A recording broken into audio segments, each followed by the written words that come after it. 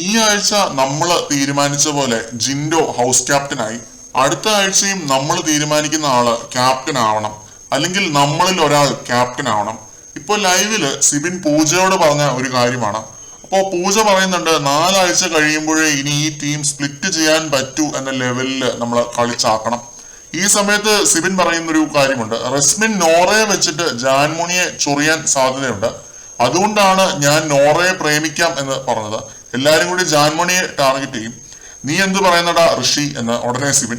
അപ്പൊ പൂജ പറയുന്നു ശരണ്യനെയും പിടിച്ചു കെട്ടണം, ഓവർ ബോസി ആയാൽ പണി മേടിച്ചു കിട്ടും എന്ന് പറയുന്നു. അപ്പൊ സിബിൻ ഉടനെ പറയുന്നു പവർ റൂമിൽ കയറിയപ്പോ അവൾ വേദികയായി എന്നാണ് പറയുന്നത്, പണി ചിലപ്പോ മേടിച്ചു കിട്ടും എന്ന് പറയുന്നു. പൂജയും സിബിനും ഒത്തുചേർന്ന ഒരു ഗെയിം കളിക്കുന്നതിനേക്കാളും എതിർത്ത് കളിക്കുന്നവരായിട്ടാണ് എനിക്ക് തോന്നിയത്, അല്ലെങ്കിൽ അങ്ങനെയാണ് ഞാൻ ആഗ്രഹിക്കുന്നത്.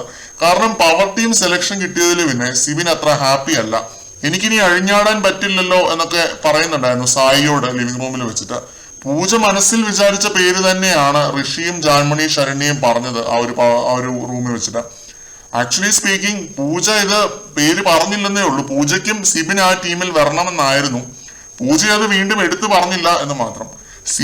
സിബിനെ പവർ ടീമിൽ കിട്ടിയാൽ അടിച്ചൊതുക്കാം എന്നൊരു തോട്ട് ആയിരിക്കാം പൂജയ്ക്ക്. കാരണം സിബിനെ പോലെ തന്നെ കണ്ണിങ് ആയിട്ട് ഗെയിം കളിക്കുന്ന ഒരു കണ്ടസ്റ്റന്റ് ആണ് പൂജ. തമിഴില് ഈ കഴിഞ്ഞ സീസൺ വിജയായ അർച്ചനേനെയൊക്കെ ഓർമ്മിപ്പിക്കുന്ന രീതിയിൽ കളിച്ചു വരുന്നുണ്ട് പൂജ. ഇപ്പോ സിബിനുമായിട്ട് ഈ ഒരു കോൺവെർസേഷൻ നടന്നപ്പോൾ പോലും പൂജ വളരെ ചിന്തിച്ചാണ് സംസാരിക്കുന്നത്. അർച്ചനയുടെ അതേ ട്രീറ്റ് ആണ് ഇത്. അർച്ചനയെ പോലെ ഈ സീസണിന്റെ കപ്പ് പൂജ തൂക്കുമോ എന്നൊക്കെ കണ്ടു തന്നെ അറിയാം. രണ്ടുപേരും വൈൽഡ് കാർഡുകൾ ആയതുകൊണ്ടാണ് കമ്പയർ ചെയ്യുന്നത്. എന്തായാലും കണ്ടു തന്നെ അറിയാം. ഈ ആഴ്ചത്തെ പൂജയുടെ പെർഫോമൻസ് കാണാൻ ഞാൻ പേഴ്സണലി വെയിറ്റിംഗ് ആണ്.